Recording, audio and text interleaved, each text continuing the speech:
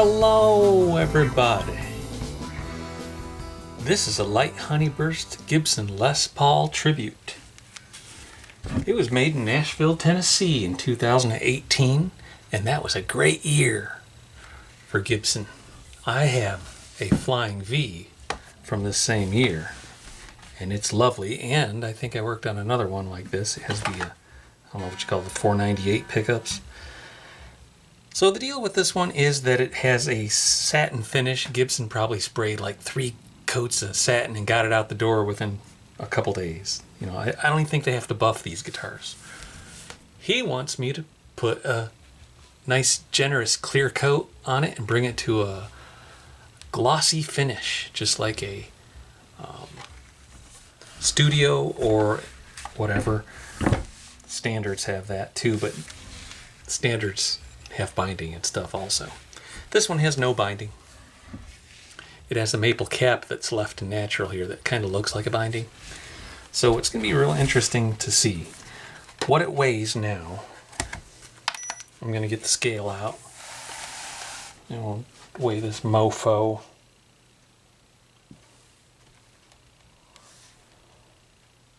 It's 8 pounds, 8 ounces, 8.5 pounds. You can see the grain here. I'm going to spray a flash coat. Well, of course, I'm going to take the electronics off and all the hardware. I spray a flash coat of nitro, which is like 90% lacquer thinner. Then I will add a brown grain filler. I'll kind of squeegee it off. I'll wait a day. Then I'll sand the whole guitar with 320 grit. And then I will use a tack cloth and like a high pressure air to make sure it's good and clean. I won't use any water or anything after that point because the grain filler is water based. I don't want to pull it right back out of the pores. And then I should be able to start my shellac coats. I'll do 8 coats a day for 4 days straight, weather permitting. If it gets too humid, I'll have to pause and do other jobs in the meantime. And then I'll let it sit for 3 weeks, and then I'll wet sand and polish it, put it all back together, and it'll be done. Let's pull this bushing.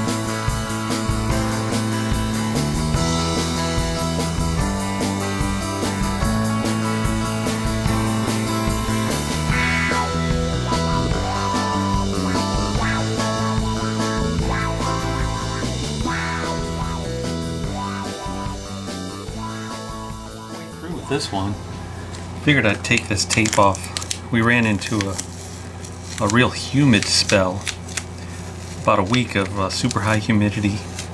I got a brand new dehumidifier out there, but I just figure why struggle and fight the humidity when I can just take my time and wait till it dries up a little bit, start back up in a week. I want to do a little sanding and stuff around the edge of the fretboard, so I'll retape that. Had a little drip here and there. Back looks good. There's a couple blemishes here and there, I guess. For the most part, it's looking pretty good. Nice.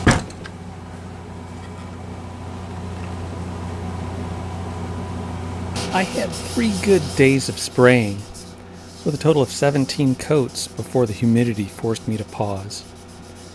11 days later, I picked up and sprayed 13 more coats in 2 days. I used this eye screw that's screwed into where the end pin goes there, the strap button, they call it. That eye screw is how I hang the guitar while I'm spraying it.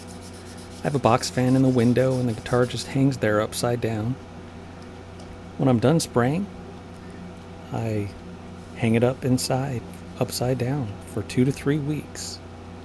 And at that point, I begin wet sanding. I start with 800 grit, and I work my way all the way around the guitar. In some areas, 800 grit doesn't take out the orange peel quick enough. Orange peel is worse in some areas than others, so I'll drop down to 600 grit for a little while and then go back to 800 grit to get those 600 scratches out. Once I've done one area, I flip it over and maybe I'll work on the back for a little while. Whether I'm spraying shellac or lacquer, the wet sanding is probably the least favorite part of my job.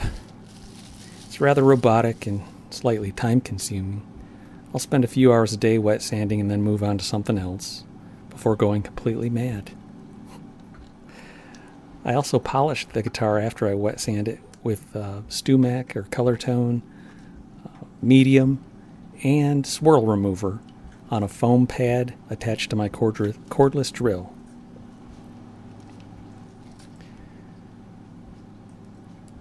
I forgot to measure exactly how high up the thumb wheels were from the top of the guitar, so I'm just going to take my chances here and guess. I might have to go back and forth a few times and to get the string height correct. This shellac finish is still pretty soft after a few weeks. I never actually took the strings off the guitar or off the stop tail. They were brand new coated strings, and I saw no reason to just throw them in the trash.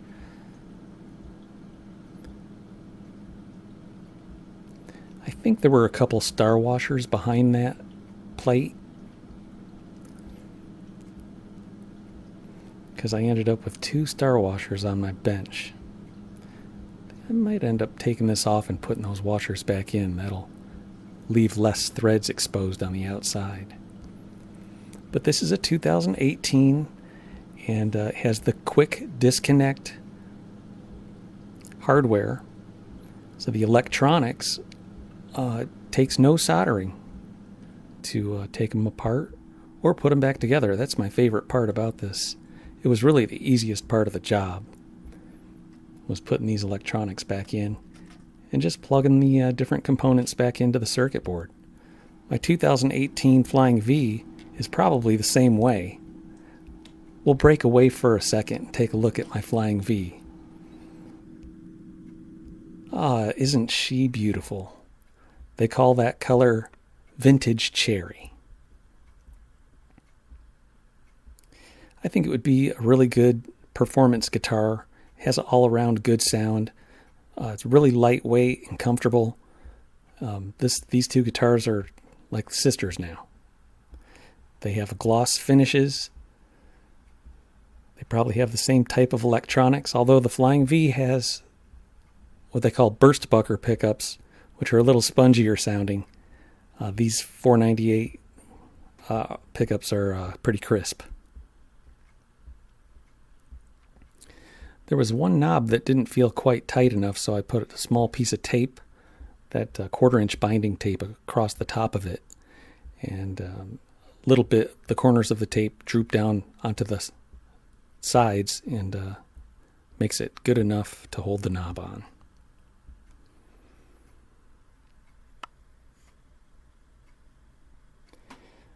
The pick guard. Almost forgot about that. I never really looked underneath the hood of my Flying V because the pick guard has like 13 or 14 screws holding it on. I've only changed the strings on it once or twice, and I just never bothered to look underneath it, but I'm assuming since it's the same year, it has those quick disconnect electronic. One thing that's important about this little area here is to chamfer it first before you drive the screw in. You don't need to get out the power drill or anything. You can just use a chamfer bit by hand. When you're painting a guitar, that leaves a 90-degree corner right there. I take the screw and I like to get a little coating of beeswax on it. Push it down into the threads. And lastly, these felt washers. These are very nice. These prevent damage to the brand new finish. This guitar didn't have any felt washers on it. I don't know why. I guess because it's a Les Paul Tribute, it doesn't deserve felt washers. But now that it has a custom shellac finish on it, it gets the royal treatment. This screwdriver is a little small for the job. This one's got a bigger, fatter head on it. Oh yeah, I got 1/4 turn extra. I do the same thing down at the tail of the guitar. That side has I think there's a plastic piece.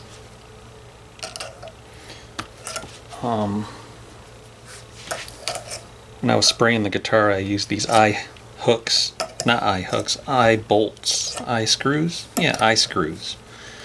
I use the eye screws so I can hang the guitar. Actually, while it's drying also, I hang it the whole time for like 3-4 weeks. See, that has a big old opening in it already.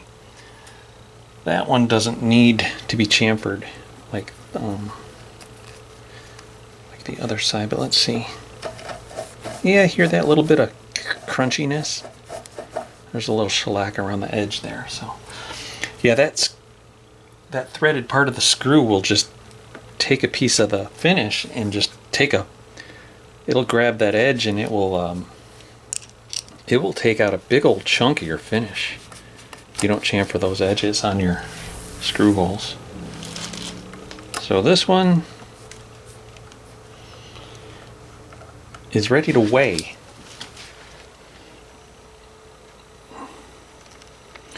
It was 8 pounds 8 ounces before, and now it's 8 pounds 8.3 ounces. It didn't gain any weight. Isn't that something? 8.4 ounces maybe. 8. The only other thing I didn't put on was the truss rod cover. That doesn't weigh very much, does it? Oh my God, it does. That's a pretty touchy scale. Alrighty.